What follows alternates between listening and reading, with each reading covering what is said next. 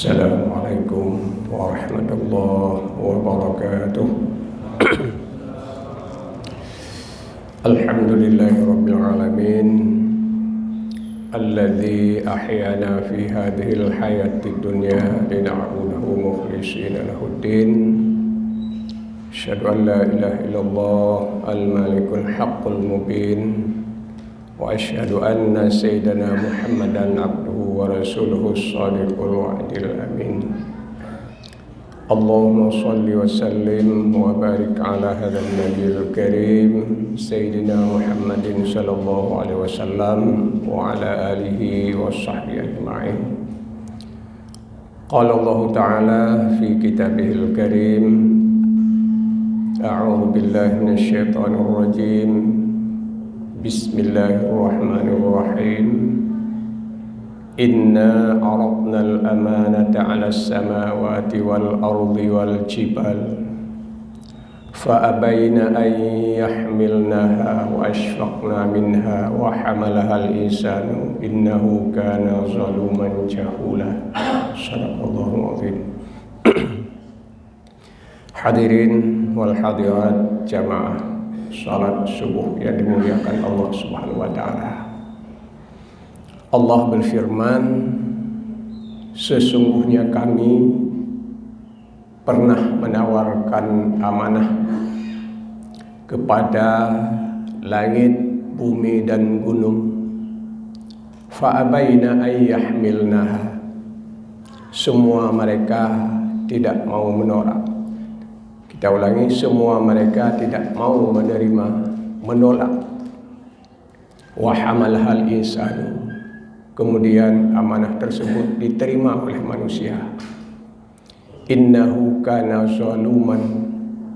Sesungguhnya manusia itu makhluk yang zalim, jahula, bodoh.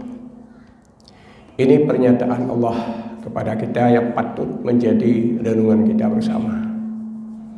Bahwa Allah menceritakan kepada kita, Allah pernah menawarkan amanah kepada langit, bumi dan gunung. Para ulama tafsir sepakat yang dimaksud dengan amanah adalah syariat. Artinya Allah pernah menawarkan syariat agama kepada selain manusia.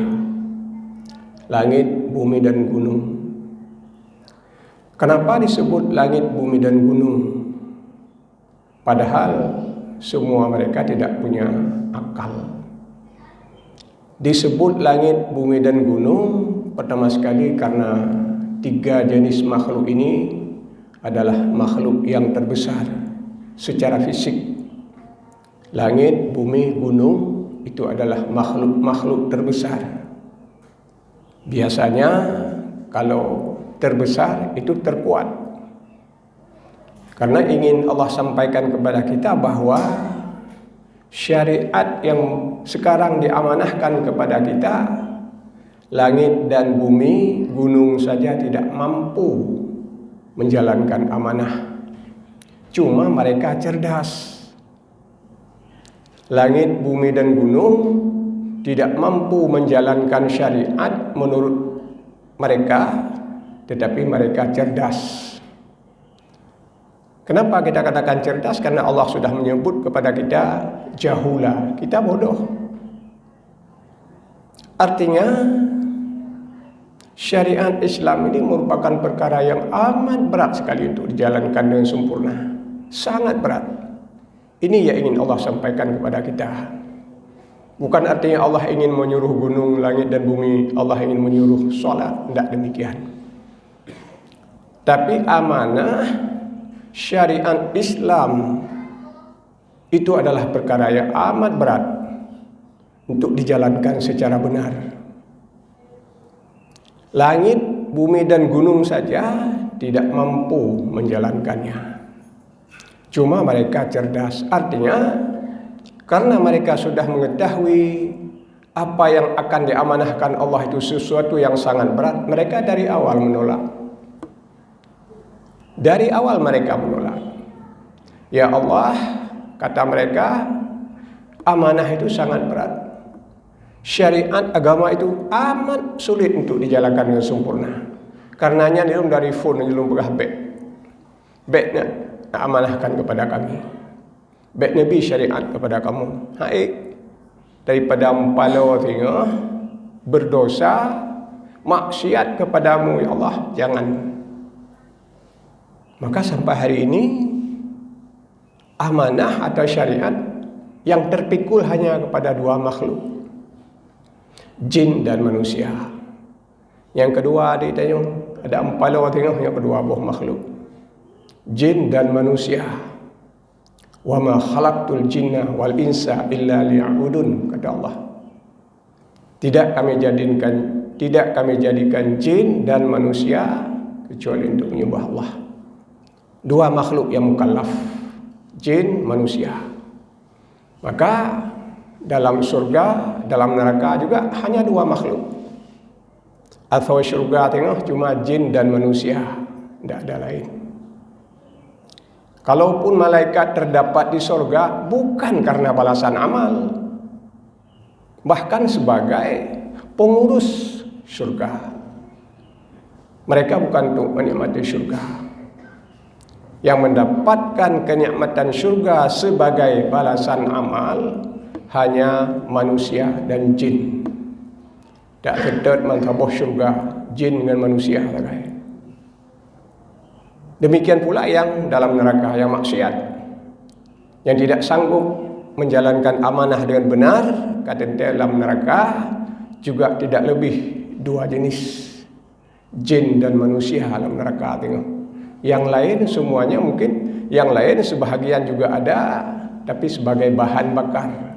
Uquduhan nasu wal hijarah. Manusia juga ada sebahagian yang dijadikan bahan bakar neraka. Bebatuan juga dijadikan sebagai bahan bakar neraka.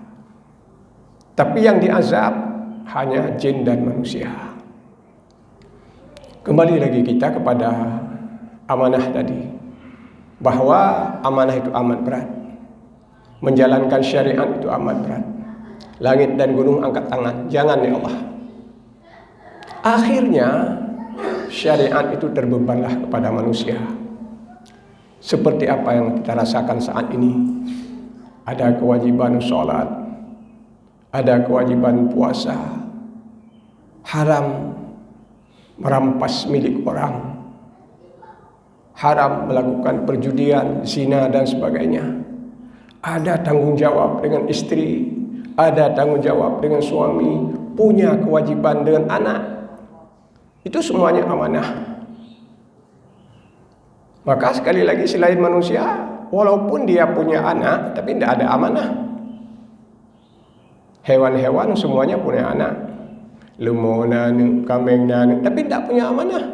Anak jadi pula baik ke dia, anak buat baik, tidak ada amanah. Tidak ada risiko kepada orang tuanya. Demikian pula laki dan perempuan bagi binatang, jantan dan betina. Tidak ada suami istri, sehingga tidak ada kewajiban terhadap suami, tidak ada kewajiban terhadap istri. Malah boleh saling pinjam mungkin di antara mereka. Bahkan anak sendiri nanti sudah besar jadi istrinya lagi. Tidak ada amanah. Ini mungkin yang menjadi renungan bagi langit dan bumi tadi. Kenapa tidak sanggup? Cukup berat menjalankan amanah. Maka sekarang mereka semuanya bebas. Hewan manakala keluar matahari terus mencari rumput. Tidak perlu tanya, ini kebun siapa? Ada. Makan semuanya, punya dia semuanya. Pisang-pisang goreng, baliuh daruang, baliuh piuh kambing, tidak ada masalah. Tidak ada amanah di situ. Demikian pula teman-temannya yang lain, kalau perempuan istri semuanya, tidak ada masalah.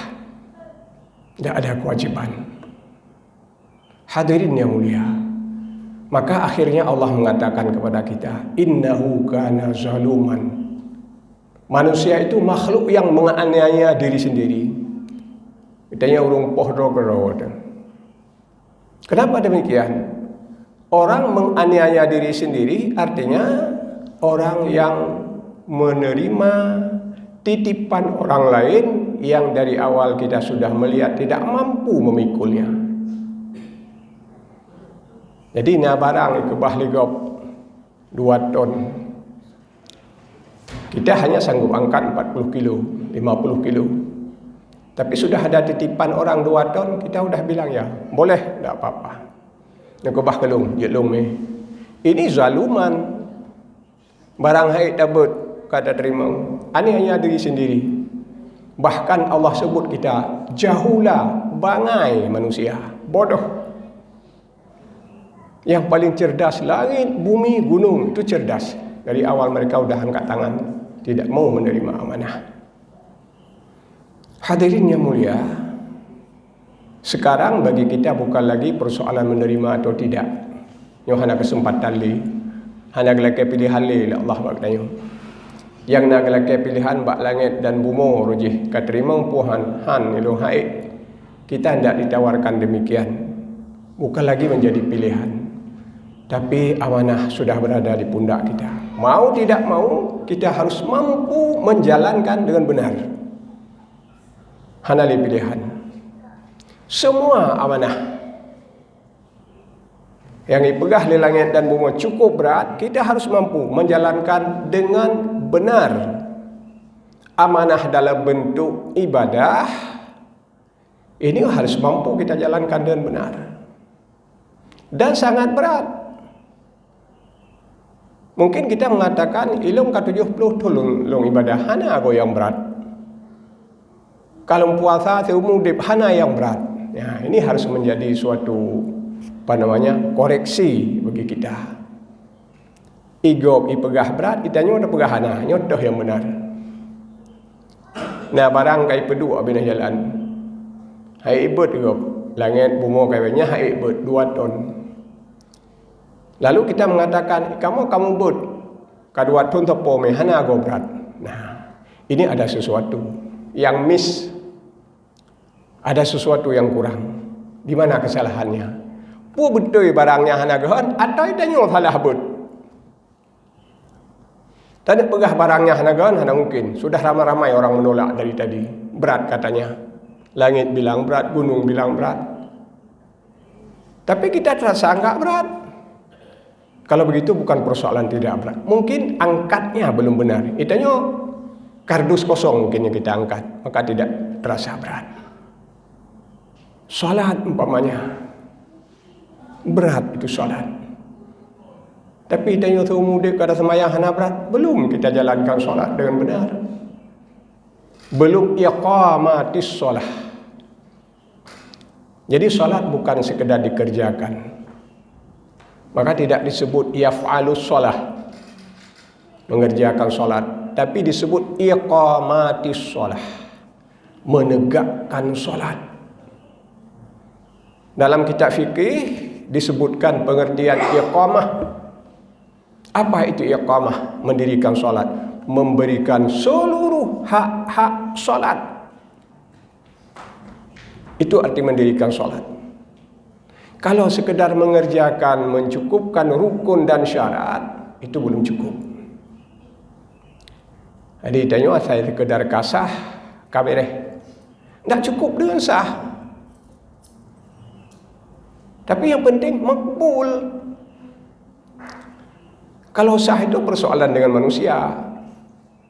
Yang tanya ikut Imam Syafi'i, ya agaknya pegah sah. Kiban Imam Syafi'i lagi yang semayang long sah, sah. Atau yang mazhab Hanafi, Maliki yang menurut Ron kiban semayang long sah, sah. Walaupun ahli Syafi'i yang sah, tapi ada orang yang mengatakan sah. Itu persoalan sah dengan manusia. Ada idenya mungkin Hanali dengan Imam Syafi'i, dengan Imam ngempong. Tiba Imam lagi yang semayang, sah. Maka bukan persoalan sah, tapi persoalan diterima Allah apa tidak. Kupu desah dengan imum, dengan bisi mata bawa kampung diterima semayang tengok kajian kan, ni kamu hajian, tapi Allah tidak menerimanya. Sebenarnya kita pun tidak mengetahui apakah salat kita diterima atau tidak, tapi artinya kita sudah mengerjakan, memberikan seluruh hak salat, bukan sekedar Fatihah sampai selesai salam. Tapi seluruh persoalan salat, sampai persoalan batiniah seperti yang kita sampaikan tadi malam, persoalan hati, mulai daripada khusyuk sampai persoalan menjaga kebersihan hati dengan Allah dan manusia. Ini bukan persoalan terpisah dengan ibadah. Jadi baik krit, baik dengki, baik tamak, jangan iri, ini bukan persoalan tersendiri, tapi persoalan yang ada hubungannya dengan solat. Al-hasadu ya'kulul hasanata kama ta'kulun narul hatab. Berapa banyak sudah kita kumpulkan amal ibadah kita, cukup dengan sekali dengki, apabila tidak bertobat hangus semuanya. Ada riwayat, ada kisah, ada cerita. Ini sebagai ukuran bagaimana kira-kira penyakit hati itu menghanguskan amal. Diceritakan di kalangan Bani Israel zaman dahulu, ada hidup dua orang manusia yang sangat berbeda antara keduanya. Yang satu sangat taat, soleh. Yang satu lagi sangat maksiat kepada Allah. Maksiat, jahat, bejat, terkenal dalam Bani Israel bahwa dia sangat jahat. Jahat dengan manusia, jahat dengan Allah, maksiat. Viral di kalangan Bani Israel kalau sekarang. Hana urung hana depa. Yang satu lagi juga demikian. Viral karena taatnya, soleh dia. Bahkan diceritakan saking solehnya dari Allah, dimuliakan Allah. Kemana saya dia pergi dinaungi oleh awan yang disebut-sebut karamah. Ho yang gejak ibu payung oleh awan, nyandungka amalan soleh dengan Allah, gepemulia ada Allah. Mau ke masjid, ada awan menunggu di atas, begitu dia jalan langsung dinaungi oleh awan. Mau ke pasar, mau ke mana saja tetap dipayungi oleh awan. Singkat cerita, kedua-duanya sudah lanjut usia, 80-an kira-kira. Yang soleh ini terus beribadah kepada Allah setiap saat. Yang maksiat ini, yang maksiat juga masih dalam keadaan maksiat. Tapi pada suatu ketika muncul perasaan di dalam hati orang yang maksiat, timbul kesadaran. Ini yang sangat baik. Timbul kesadaran. Dia menyadari bahwa dia sangat maksiat pada Allah. Tingatlah di lung maksiat haknya, umur dupna waka, hanjir lagi nyo sabi. Nah, ini kalimat paling menentukan. Hanjir lagi nyo sabi. Ini kalimat paling baik. Maka dalam kitab tasawuf disebutkan, orang maksiat yang hatinya hidup lebih punya harapan ketimbang orang yang taat tapi hatinya mati. Kita ulangi, ini pernyataan ulama sufi yang paling bagus sekali. Orang maksiat yang hatinya hidup lebih punya harapan daripada orang yang taat tapi hatinya mati. Maka katanya, nah yang hati itu hidup, nah yang hati katanya mati. Menyang katanya beramal ibadah hati hidup, oh luar biasa. Bahkan orang yang maksiat pun kalau hatinya hidup lebih punya harapan ketimbang orang yang selalu ibadah tapi hatinya mati. Bagaimana kira-kira orang yang maksiat hatinya hidup? Itulah contoh tadi Bani Israel yang maksiat tadi. Dia masih maksiat tapi sudah punya perasaan bahwa dia maksiat, tapi begini terus menerus tidak boleh. Nah, laganya sampai hanjir. Udah punya niat untuk berhenti. Lu maksiat ya Allah, sampai onahat, tapi menurut sampai ya Allah. Nah, ini hatinya sudah mulai hidup. Lebih mulia daripada orang yang taat, orang ibadat tapi hatinya mati. Artinya terus di dalam ibadah tapi tidak punya suatu kekhawatiran terhadap keselamatan ibadah. Yang urut hati-hati. Ibadah tu hanam tiga pina punya kekhawatiran. Diterima oleh Allah yang lumpuhan. Terlalu optimis tidak boleh. Maka dalam agama ada dua kalimat dalam persoalan ibadah. Khauf war raja. Raja itu optimis dalam bahasa kita. Mungkin dalam aktivitas keduniaan boleh kita terlalu optimis, mungkin tidak ada masalah. Tapi dalam agama harus sangat seimbang antara khauf war raja, antara optimis dan pesimis. Ini yang diperintahkan kita. Jadi kalau terlalu optimis, ini orang tidak hati-hati di dalam beribadah. Saya kata ibadah tinggal preh kiamat langsung syurga. Terlalu pesimis juga tidak boleh. Hanya buat ibadah long itu pun tidak boleh. Jadi kita harus seimbang di antara raja wal khauf. Jadi Bani Israel tadi hidup hatinya. Dia masih dalam keadaan maksiat, tapi dia sudah punya suatu perasaan laganya tapi hancur. Kemudian yang ibadah terus beribadah. Kemudian si yang maksiat ini sudah punya kesadaran begini terus menerus tidak boleh. Lalu apa yang ingin saya kerjakan? Ini perasaan dalam hatinya. Laganya sampai hancur, tapi lu nak bubut pun. Sapu hana ilmu alam, mengikrak sah golong. Mau 80 sekurang sudah mulai ikrak sah. Ikrak lah kamu ni kan, pajanan wayang. Belum mulai ikrar sah, belum tahu huruf apa-apa. Kalau dia ingin memulai ibadah, dia akan mulai di mana? Umur 80 sekian, ada seorang katanya kalau tak buat ikrar sah. Ini yang menjadi kesulitan bagi dia. Laganya orang sabebe, tapi belum mulai. Maka akhirnya dia tahu di sana ada orang yang soleh tadi. Tahu dia. Orang saleh pun kenal sama orang maksiat, karena tadi kita sudah mengatakan dua-duanya sudah viral. Ingat dia ada orang soleh di sana. Dalam hatinya dia mengatakan dalam hatinya, untuk menjadi orang seperti orang soleh itu tidak mungkin lagi. Long bejit kurung soleh kayaknya hanya mungkin le nyodo muka ilmu kalau nak ibadah kalau nak. Untuk menjadi orang yang soleh, jangankan orang soleh, orang beribadah pun tidak mungkin. Pajan wa murno. Tapi humlah, kalaupun tidak menjadi orang yang soleh, kalaupun tidak mungkin menjadi orang yang beribadah, saya ingin berji'ik wab soleh mentang baca ilmu kajut. Lain jahana punya harapan le. Kurung soleh mungkin le, manji'ik wab soleh mentang mungkin long kajutnya ke pangkai urang akhirat. Lain hana mampu. Maka timuh dek ni ini aduk siat tapi ni kurung soleh. Ini aduk samping siat dengan harapan berji'ik mentang wab soleh baca kajut. Maka singkat cerita dia berangkat pergi ke rumah orang soleh. Itu sampai di rumah, dia beri salam. Mungkin salam je ada maksud hati. Beri salam, duduk di samping. Dia duduk di samping orang soleh. Merasa nyaman perasaan ni. Ladi Allah kehanjit long kurung soleh nabi wab soleh banyak macam tang. Ya, sangat tawaduk perasaannya, bersih sekali hatinya.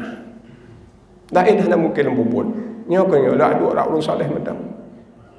Rupanya pada waktu yang bersamaan orang saleh pun punya perasaan. Ngekerleng nak bineh je. Kayak ada orang belum. Ji wak maksiat bak long. Perasaannya. Kemudian mereka sudah duduk kira-kira sudah 10 menit.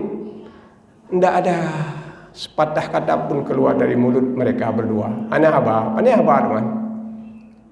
Di urang maksiatnya tekan dia hidup berah. Dia ada orang urang soleh katanya urang maksiat puh apa teman berah ana bahan. Di urang soleh yang ketem berah apa dari bunuh kah nama perasaan dia hidup je di samping. Jadi sengap kali 10 menit akhirnya bubar. Keduanya keluar dari rumah. Berpisah dia. Berjalan keduanya. Yang aneh seperti kita ceritakan tadi, sebelumnya di mana saja orang soleh itu duduk, awan sudah menunggu di atas. Begitu dia keluar rumah, langsung disambut oleh awan, dinaungi sampai kemana dia pergi. Tapi kali ini di saat mereka berdua keluar rumah, berjalan pergi dengan jalan yang berbeda, awan tidak lagi mengikuti menaungi orang saleh. Dia berbalik menaungi orang yang maksiat tadi. Kayak upayung urung maksiat, yang iwa urung maksiat yang ka kena awan dah habis lebih aja. Jadi pikirannya ku dia kamawan ni tapi dia enggak tahu apa-apa. Dia urung saleh je berkahiran ka apa doi long ku dia ka suum dah yang hana awal le. Akhirnya malaikat yang dulunya bertugas mengatur awan, menaungi orang soleh, bertanya juga pada Allah, kerja ya Allah kalain orang yang awan hai pati perintah long le, long nak upayung urung solehnya hai tem le, kaya ikut urung maksiat. Allah menjawab, barakan jeh urung soleh yang diikut lewan, ini orang maksiat, hari ini orang soleh, itu orang maksiat, kata Allah. Kembali orang yang soleh rajahnya urung maksiat orang yang maksiat kemarin, hari ini dia orang soleh. Tahu mereka apa yang terjadi lagi kan? Rupanya itulah yang kita sampaikan tadi, bahwa yang maksiat itu demikian banyak maksiatnya tapi dengan kerendahan hati, luluh hatinya di hadapan Allah, niat yang paling ikhlas, taubat kepada Allah, taubatnya diterima Allah. Cuma niatnya hanya mungkin dia dong kurung soleh, wap soleh nanti, tulus sekali pernyataannya di hadapan Allah. Rupanya Allah kabulkan, diampuni dosanya rupanya. Di urung soleh duk nala kagak amal ibadah tu mudip, lebur dengan ego sesaat. Ada takabur tadi, kayak dua Rabbi Nahdong, mati kah maklum. Itu takabur namanya, kalau bahasa kita ego. Maka cobalah ini kita coba ukur, seberapa banyak amal ibadah orang soleh tadi bisa lebur dengan ego yang mungkin seberat zarah. Bagaimana dengan ego kita yang amalan tu ni ego cukup raya, tidak akan selamat amal ibadah. Jadi nyanban berat dalam hai petimang ibadah. Ya, jadi berat solat, berat berzikir, berat baca Quran, berat puasa. Bukan berat pada kita lafazkan. Quran mudah, puasa mudah, solat mudah. Tapi bak mempertahankan ibadah, baik hidup dan urung soleh bunuh yang kai payung lawan, tak sanggup dia pertahankan amal sampai akhir hayat, lebur di tengah jalan dengan egonya. Maka itulah kata Rasul, al-hasadu ya'kulul hasanah kama ta'kulun narul hatab. Perasaan ego, perasaan hasud, perasaan dengki dan bermacam bentuk sifat hati yang lain yang jahat dapat menghanguskan amal bagaikan api menghanguskan kayu yang kering. Hadirin hadirat yang dimuliakan Allah Subhanahu wa taala. Maka karenanya kita belum terlambat untuk membuat perubahan apabila dalam pelaksanaan amanah Allah dalam kehidupan kita belum sempurna. Kita harus menyempurnakan. Pertama sekali adalah ilmu melaksanakan amal. Yang kedua, mengamalkan ilmu yang sudah kita miliki. Dan yang paling berat yang ketiga, merawat, menjaga, melindungi amal kita dengan sifat-sifat yang terpuji, sifat tawadhu dan sebagainya. Jangan lagi ada dalam hati kita sifat-sifat yang tercela. Seperti yang kita sampaikan tadi malam, bahwa semua manusia, semua kita, sealim apapun kita, semuanya ada sifat yang jahat. Ada mana sifatnya dengan manusia anan. Dengki. Jadi kalaupun kita melihat ada orang, apakah ulama dan sebagainya, ada sifat dengkinya, baik tak perah dah, ulama-ulama nak dengki. Hanya hana dengki cidu apa tagai, menyekan bak malaikat bak binatang, hana dengki kan. Binatang hana dengki. Walaupun dia berantem itu bukan dengki, itu olahraga dia. Beda dengan kita. Itanya orangnya melihat tinggal bapa anu tawatnya ada rumahnya mereka jajak ya, musuh di tengok. Ya dengki. Tapi binatang enggak. Hari ini dia berentang kertak-kertuk, besok merumput lagi pada tempat yang sama. Tidak ada dengki mereka. Yang ada dengki pada manusia. Maka bukan bukan kita usahakan supaya pada diri kita tidak ada dengki. Jangan bet abah-abah yang sifat manusia dia minta abah dengki, kriit, iri dan sebagainya. Yang diperintahkan kepada kita bukan tidak ada dengki, tapi jangan melampiaskan dengki. Lagi kriit, kita tidak dilarang punya perasaan kikir. Sifat manusia ya. Yang baik turut kikir. Makan kriit, makan lem sedekah. Oh, cukup luar biasa. Sama juga dengan sifat marah. Tidak ada masalah kita membara marah dalam hati kita. Tapi yang dilarang bagi kita adalah melampiaskan marah.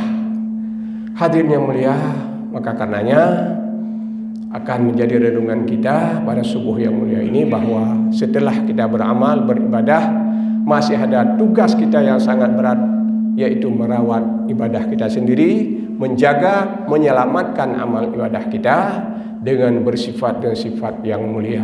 Amin ya rabbal alamin. Assalamualaikum warahmatullahi wabarakatuh.